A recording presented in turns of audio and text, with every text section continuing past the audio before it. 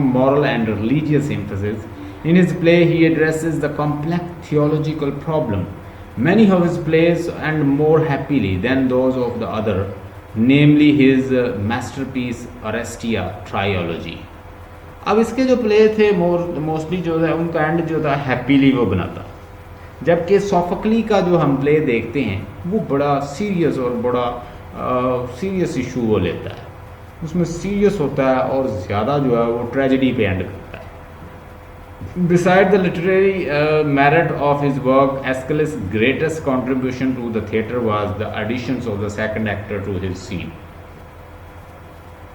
Aeschylus' drama previously the action took place between a single actors and the Greek chorus. He also attempted to involve the chorus directly in the actions of the play. अब देखिएगा, although Aeschylus is said to have written over 90 plays, total लिख लें उसने 90 play लिखे हैं, only 7 survived. अब देखिए उसमें से सिर्फ 7 जो हैं वो बचे हैं, बाकी सारे प्ले जो हैं वो सारे ज़ाया हो चुके हैं. Aeschylus 7 surviving plays the suppliants 490 BC और the Persian 472 BC, Prometheus bound, ये सारे उसके प्ले हैं. इसमें सिर्फ 7 ही हैं, बाकी सारे जो हैं वो ज़ाया हो गए. वो चूँकि ओल्ड ही इतना है वो कि उस वक़्त एंड सर्वाइव्ड जो हैं वो सिर्फ 7 है, बाकी सारे जो हैं लोग कहीं उन्होंने लिखे थे या जो प्ले परफॉर्म करता रहा वो नहीं बचे. 7 अगेंस्ट थीब्स 467 BC, और ये सारे उनके नाम है जो 7 बचे हैं, यानी पहला सुप्लियंट है, दूसरा पर्शियन है, प्रोमीथियस बाउंड है, और 7 अगेंस्ट थीव है, और उसके एगमेम्नान जो है जो मैं अभी आपको सुनाने लगा हूँ, उसके मज़ीद 3 पार्ट्स हैं, द लिबेशन बीरर्स और Eumenides. Theatre of Dionysus Athens where all the Aeschylus play were the first perform.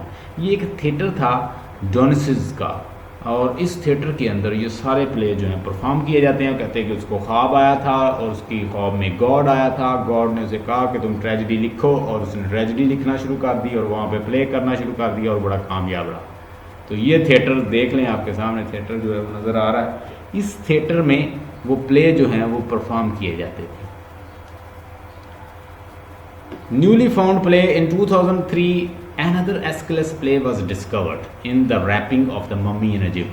Egypt की यानी जब मम्मी को कोई रैप कर रहे थे उसको, तो उसकी एक मम्मी डिस्कवर हुई है इजिप्ट में. तो वहाँ कहते हैं एस्किलस का एक और प्ले जो है वो भी वहाँ मिला. असल में ये क्या करते थे लोग, वो उनकी मम्मी बना के और उनकी या उनके स्टैचू बना देते, ठीक है, या फिर उनके नाम लिख देते उन प्ले के, या उनको पत्तों पे लिख लेते, यानी इस तरह महफूज किए जाते थे रिटन वर्क, या किसी पे इस तरह पत्थरों पे लिख दिया चीज़ों को. तो इस तरह लोग जो हैं इनका वर्क जो है सम हो बच गया. The play Achilles was part of the ट्रियोलॉजी about the Trojan war. Achilles जो है ये भी एक ट्रोजन वार का हिस्सा है. मैंने बताया कि आप ट्रॉय मूवी देख लें तो उसमें बहुत सारी स्टोरी जो है आपको समझ आ जाएगी. It was known to exist due to the mentions in the ancient source but had lost for over 2000 year.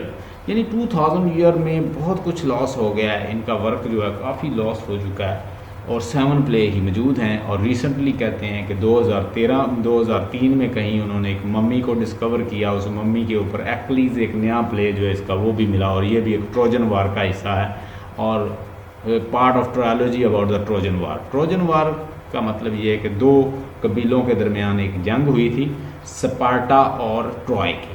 उसमें ट्रॉय का बहुत ज़्यादा नुकसान हुआ था. स्पार्टन जो है उस पर हमला करते हैं. ये 2 शहजादे होते हैं, एक का नाम होता है पैरस और हेक्टर. ये जाते हैं, ये एगमेम्नान और मेनलिस दोनों भाई होते हैं, ये इनके साथ ट्रेड्स के लिए जाते हैं स्पार्टा. तो वहाँ पे हेलन जो है वो पसंद आ जाती है पैरस को, और पैरस जो है उसके साथ फिज़िकली इन्वॉल्व हो जाता है.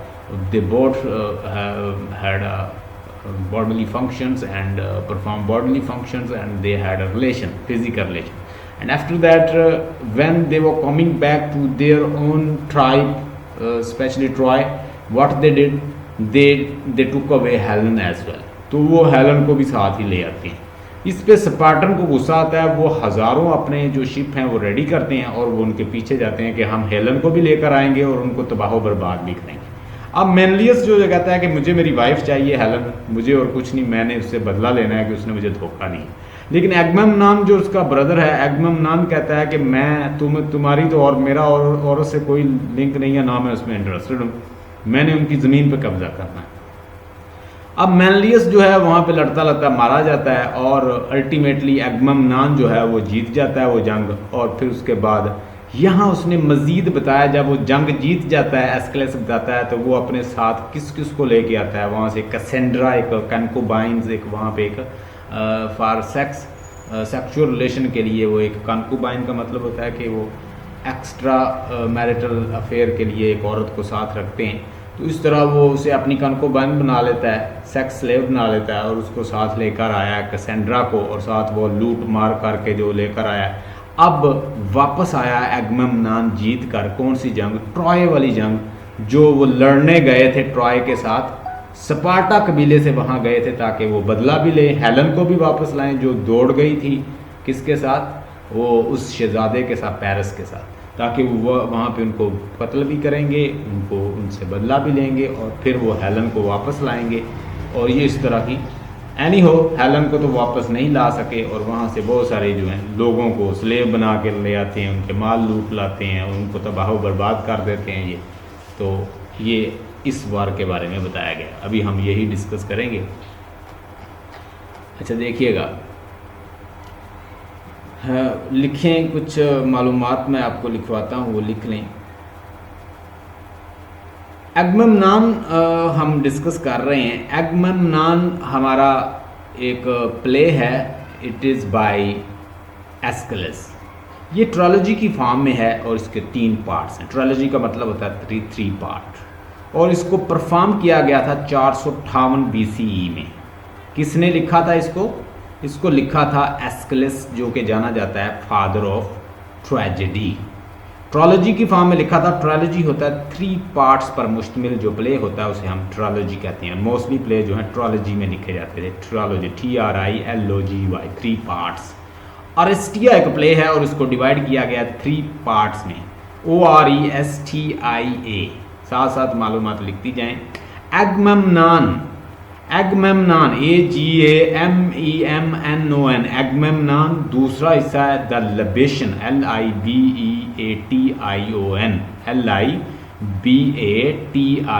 लिबेशन।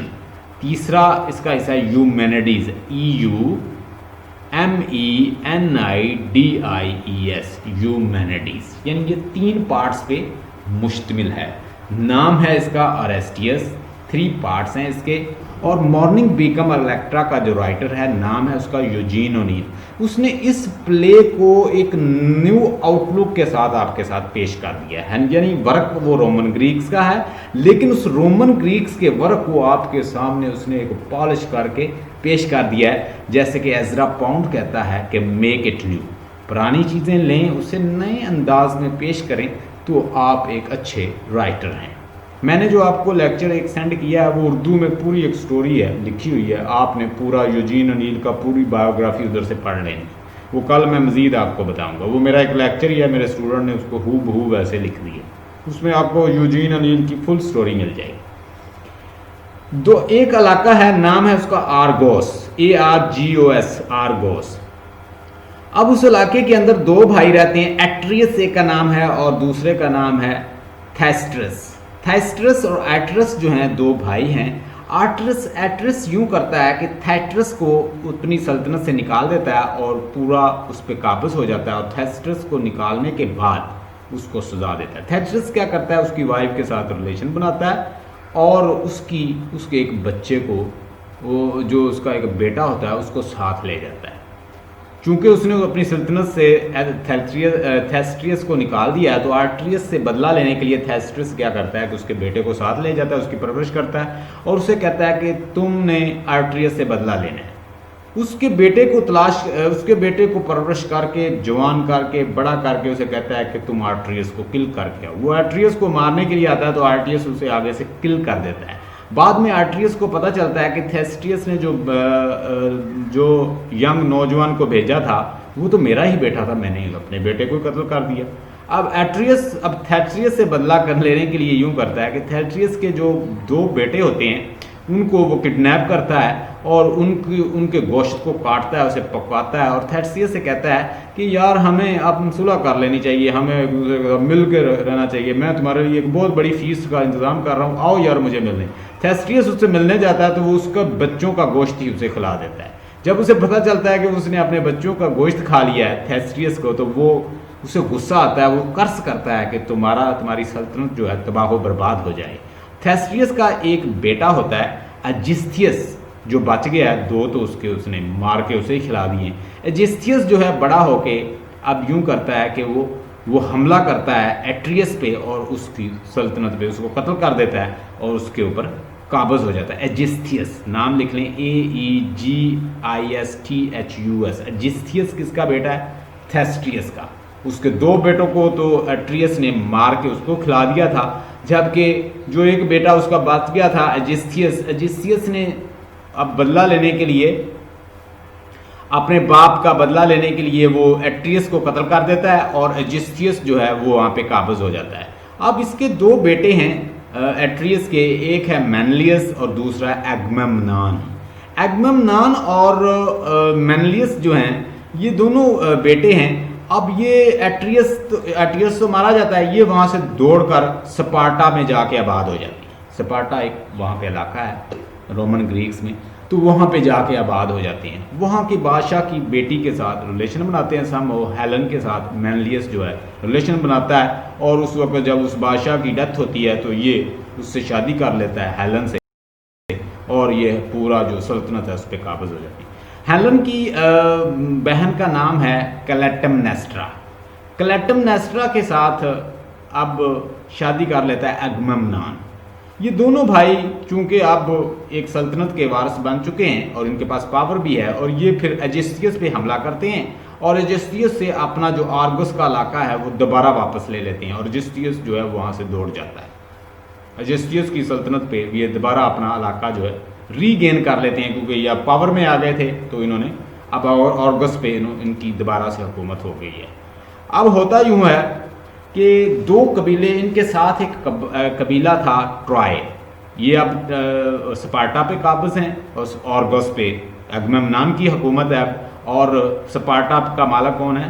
स्पार्टा का जो किंग है उसका नाम है मैनलियस, जो कि एगमेम्नान का भाई है।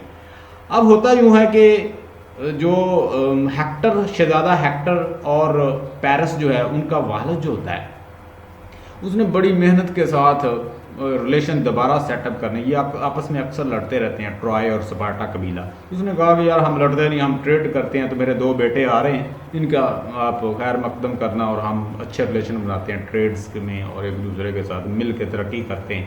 तो इनकी बहुत बड़ी वहाँ पे फीस की जाती है। वहाँ पे एक जो वाइफ होती है उसकी मैनलियस की वाइफ हेलन बड़ी खूबसूरत है। अब हेलन जो है वो अपने हस्बैंड से खुश नहीं है, वो पेरिस यंग शहजादे को देखती है तो उसके साथ अट्रैक्ट होती है, दोनों फिजिकल रिलेशन सेटअप करते हैं, दोनों के आपस में एक कॉन्जुगल रिलेशन बन जाते हैं और ये अब कह रहे हैं कि हम किसी तरह से यहाँ से दौड़ जाएं। समहाउ शहजादा पेरिस जो है हेक्टर को नहीं बताता अपने बड़े भाई को और उसको निकाल के जहाज़ में ले आता है। तो बाद में बताता है जब वो वापस जा रहे होते कि मैंने भाई ये किया। हेक्टर उससे बड़ा नाराज़ होता है कि तुम्हें पता है कि इसका रिजल्ट क्या होगा, अब जो स्पार्टन है वो कभी भी हमें नहीं छोड़ेंगे और हमारे साथ जंग करेंगे। वो कहता है जी मैं इससे मोहब्बत करता हूँ। कहता तुम इससे मोहब्बत करते हो, what about your love about your father, what about your love about your country, what about love about the children of Troy. तुम्हें पता है कि वो हमला करेंगे और ट्रॉय कबीले को तहस नहस कर देंगे, तुम इससे तो प्यार करते हो, तुम्हारा जो बच्चों का क्या बनेगा ट्रॉय के, वो हर एक बच्चे को मार देंगे। लेकिन वो नहीं मानता जी मैं इसके बगैर नहीं रह सकता। एनी हो वो वहाँ से उसको ले जाती हैं। जब वहाँ ट्रॉय पे पहुँचती हैं वहाँ पे बड़ा खैर मकदम किया जाता है हेलन का, बड़ी खूबसूरत है हेलन और स्पार्टन एक शहजादी है, एक क्वीन है। तो अब जब मैनलियस को पता चलता है कि उसकी वाइफ जो है इस तरह शहजादे पेरिस के साथ दौड़ गई, हमें धोखा दिया है, तो वो एगमेम्नान को बुलाता है। एगमेम्नान से कहता है कि हमने हर सूरत स्पार्टा ट्रॉय जाना है और ट्रॉय लोगों से बदला लेंगे और साथ हेलन को वापस लाएंगे और उस के साथ मैं खुद जंग करूंगा जो यहाँ से उसको निकाल के ले गया। मेनलियस और एगमेम्नान दोनों लाइट फाइट के लिए अपने शिप जो है तैयार करते हैं। एस्किलस लिखता है कि जब उन्होंने अपने शिप्स जो है तैयार किए तो हवा जो थी वो अगेंस्ट चल रही थी, अपोजिट चल रही थी। अब हवा अपोजिट चल रही है, उनके जो जहाज़ हैं वो सफ़र नहीं कर रहे। तो उस वक्त एक जो गॉडस ऑफ विल्डरनेस है वो उसको इल्तिजा करते हैं। तो उनमें उनको एक प्रीस्ट जो है फॉर्चून टेलर बताता है कि अगर कोई अपनी यंग बेटी का यहाँ पे कोई अगर उसका खराज देता है या वो उसकी सेक्रिफिकेशन देता है, सेक्रीफाई करता है उसको, ये गॉडस ऑफ जो विल्डरनेस है, अब इस गॉडस को अगर कोई यंग ब्लड दे तो ये हवा जो है वो सीधी चलेगी। तो वो अपने मन में सोचता है कि बेटा उसका जो ओरेस्टियस जो है उसका बेटा है, तो वो कहता है कि बेटे को तो अब नहीं कर सकता। तो वो बेटी एफिजीनिया, बड़ी खूबसूरत बेटी है उसकी, वो अपनी बेटी पेश करता है कि मैं इसकी कुर्बानी देता हूँ। एगमेम्नान अपनी बेटी को ऑफर करता है तो क्लैटेमनेस्ट्रा जो उसकी जो वाइफ है वो उसको लाइक नहीं करती कि ये ठीक नहीं कर रहे, तुम ऐसा ना करो। वो ज़बरदस्ती उसको ले जाता है और गॉडेस ऑफ विल्डरनेस के सामने उसको ज़िबा कर देता है। एनी हो, क्लैटेमनेस्ट्रा को बड़ा गुस्सा आता है। हर सूरत वो ट्रॉय को फतह करना चाहता था। फॉर्चून टेलर उसको बताता है कि उसने देखा है कि दो जो बास हैं वो एक खरगोश जो है, एक रैबिट जो है उसको पकड़ते हैं और उसको अल्टीमेटली खा जाते हैं। तो वो कहता है कि ये उसकी प्रेडिक्शन देता है कि दो बास बेसिकली एक एगमेम्नान है और मेनलियस है, ये दोनों ट्रॉय को फतह कर लेंगे। एनी हो, ये मिलकर एक्लीज एक इनके हाँ फाइटर होता है और ये पूरे 1000 शिप जो है रेडी करते हैं और ये निकलते हैं ट्रॉय की तरफ और ट्रॉय से लड़ते हैं और ट्रॉय में हर चीज़ को तहस नहस कर देते हैं। और वहाँ से ये क्या करते हैं कि बहुत सारा माल जो है इनके यहाँ इकट्ठा हो जाता है। एगमेम्नान जीत जाता है, 10 साल जंग लड़ता रहता है। अब 10 साल जंग लड़ते लड़ते बहुत सारी चेंजेस पीछे आ गई हैं। पीछे जो है एगिस्थियस जो है उसने उसकी वाइफ के साथ अब रिलेशन बना रही है, वो वापस आ गया है। एगिस्थियस ने उसकी वाइफ के साथ रिलेशन बना रही है एगमेम्नान की। एगमेम्नान की वाइफ कौन सी है?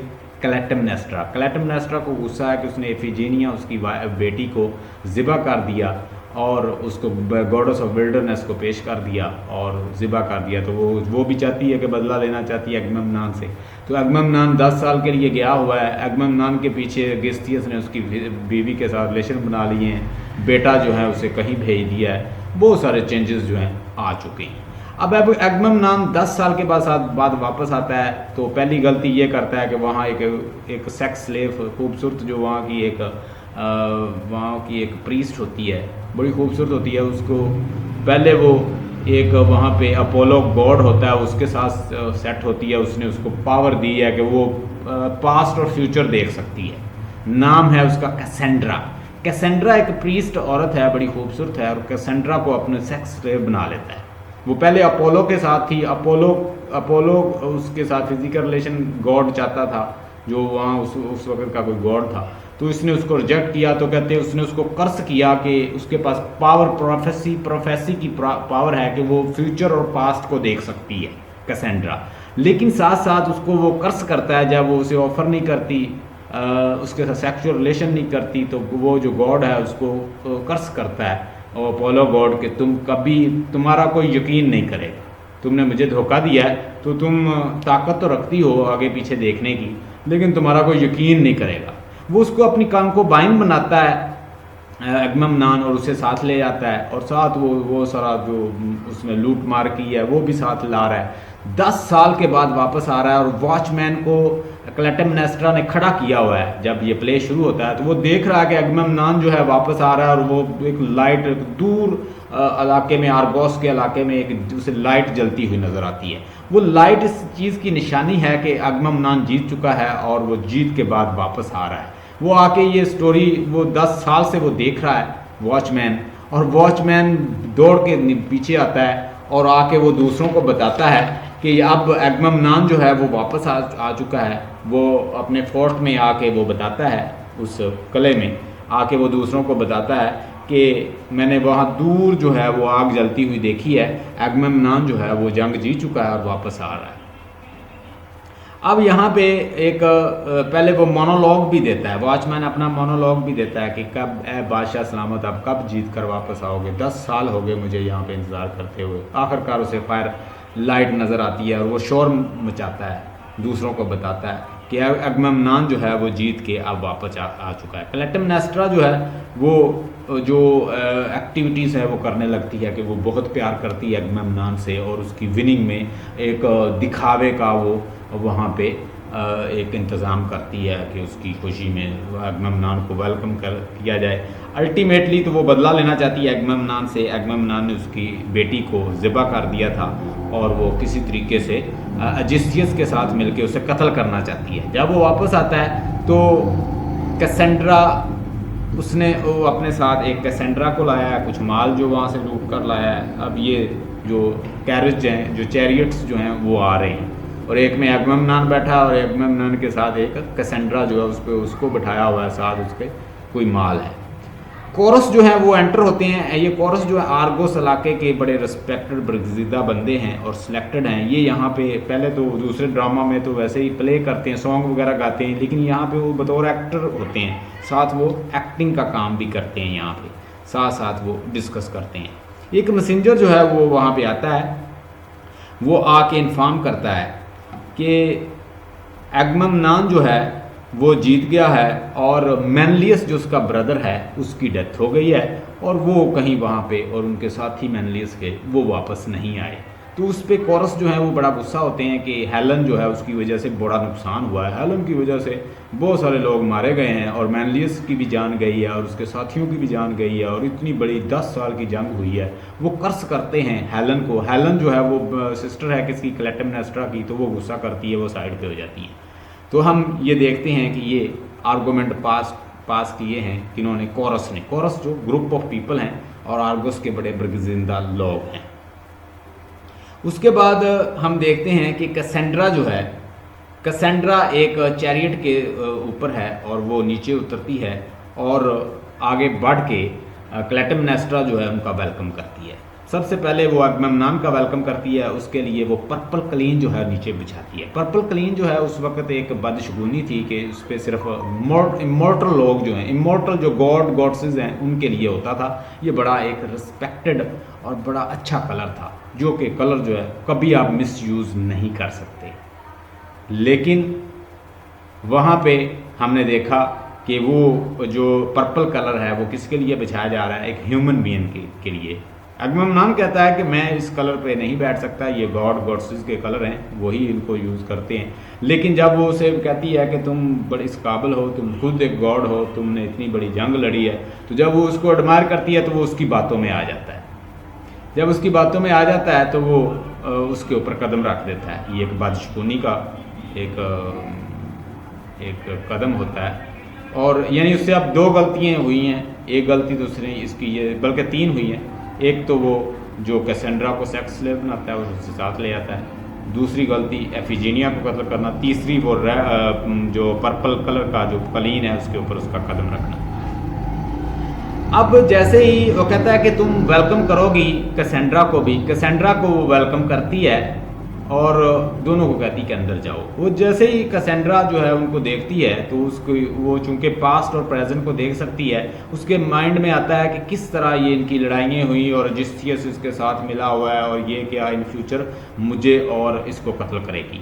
वो फ़ौरन जाके एगमेमनान को बताती है, दूसरे ग्रुप ऑफ लोगों को बताती है, लेकिन कोई भी उसका यकीन नहीं करता। जैसे कि उसे एक गॉड की उसको कर्स है, लानत है कि वो उसका कोई यकीन नहीं करेगा। हमने देखा कि वो अपनी पूरी स्टोरी सुनाने की कोशिश करती है लेकिन कोई उसका यकीन नहीं करता। एगमेमनान और ये दोनों अंदर दाखिल होते हैं तो हम देखते हैं कि क्लिटेमनेस्ट्रा आगे बढ़ती है और उन दोनों का कत्ल कर देती है। जब उन दोनों का कत्ल करती है तो ऊपर से कोरस आते हैं। कोरस उनसे पूछते हैं कि ये तुमने क्या किया, तो वो कहती है कि ये बहुत बुरा शख्स था, इसको मरना ही था। तो वो आगे से बताती है कि इसने एक एफिजीनिया को कत्ल किया और इसने अच्छा नहीं किया। हम बाद में देखते हैं कि उस पर एजिस्टियस भी वहाँ पे पहुँच जाता है। जब एजिस्टियस वहाँ पे पहुँच जाता है तो एजिस्टियस बताता है कि ये सारा काम मेरा प्लान है, मैंने इससे बदला लेना था और मैंने एगमेम्नान को मरवाया है। तो वो कोरस जो है वो उनके साथ झगड़ते हैं। कोरस कहते हैं कि तुमने अच्छा नहीं किया, एक औरत का सहारा लिया तुमने बदला लेने के लिए, तुम इतने मर्द थे तो खुद उसके सामने आकर लड़ते एगमेम्नान के। तो हम मज़ीद देखते हैं कि क्लिटेमनास्ट्रा आगे बढ़ती है तो वो उसे कहती है कि ये बुरा शख्स था, अच्छा हुआ इसको मर गया, और अब ये जेस्टियस जो है ये इसका बादशाह होगा, किंग होगा, और मैं क्वीन होंगी, और हम इसे मिलकर चलाएंगे। अब ये प्ले यहाँ पे ख़त्म हो जाता है, और उसके बाद दूसरा जो हिस्सा है अरिस्टियस जो उसका बेटा है वो आएगा और वो उसका बदला लेगा आगे, और यहाँ पे एगमेम्नान का जो प्ले है वो ख़त्म हो जाता है। हमने यहाँ पे देखा कि कैसे एक ट्रायलॉजी जो प्ले होता है उसको 3 पार्ट्स में डिवाइड किया गया है। पहला जो है एगमेम्नान, दूसरा लिबेशंस द बियरर्स, और तीसरा जो है जो लास्ट उसका पार्ट है वो है उसका ह्यूमैनिटीज़ का। हमारे कोर्स में तकरीबन एगमेम्नान ही है। कल हम इंशाल्लाह लाइफ ऑफ यूजीन ओनील की जो लाइफ है बायोग्राफी डिस्कस करेंगे, वो मैंने आपको असाइनमेंट सेंड कर दी है, और प्लस वो एक पूरा लेक्चर है। हाँ जी बोलिए सर, ये कौन सी बुक है? करंट की कौन सी बुक है ये current classic drama Mourning Become Electra, उससे देख लें। और ये अमेरिकन लिटरेचर के अंदर आप चेक करेंगे, करंट के अंदर होगी book Mourning Become Electra play है, आप चेक करें तो उससे आपको मिल जाएगी। अमेरिकन लिटरेचर की बुक है, मिल गई ना, तो वहाँ पे हाँ जी उसके अंदर आप इसको देख लीजिएगा। और मैंने आज आपको एक उसी से मिलता हुआ प्ले इसलिए पढ़ाया है क्योंकि वो क्वेश्चन ही ऐसा करते हैं बुक के अंदर कि ये कौन सी ग्रीक ट्रेजेडी के साथ रिलेटेड है। यूजीन ओनील ने इससे ये एगमेम्नान से प्ले को लेके एक नया प्ले लेके आपके सामने पेश किया है, नाम है मॉर्निंग बीकम इलेक्ट्रा। टुमारो इंशाल्लाह हम इसको इन डिटेल देखेंगे, और मैं आपको इस यूजीन ओनील की लाइफ और मॉर्निंग बीकम इलेक्ट्रा के जो 3 पार्ट्स हैं, वो जैसे मैंने आज आपको एक पार्ट इसका एगमेम्नान का पढ़ाया है, तो उसमें मैं आपको तीनों पार्ट्स जो हैं उसके अब बताऊँगा। Stay blessed and have a nice time. Tomorrow इंशाल्लाह will come up with another lecture. Stay blessed.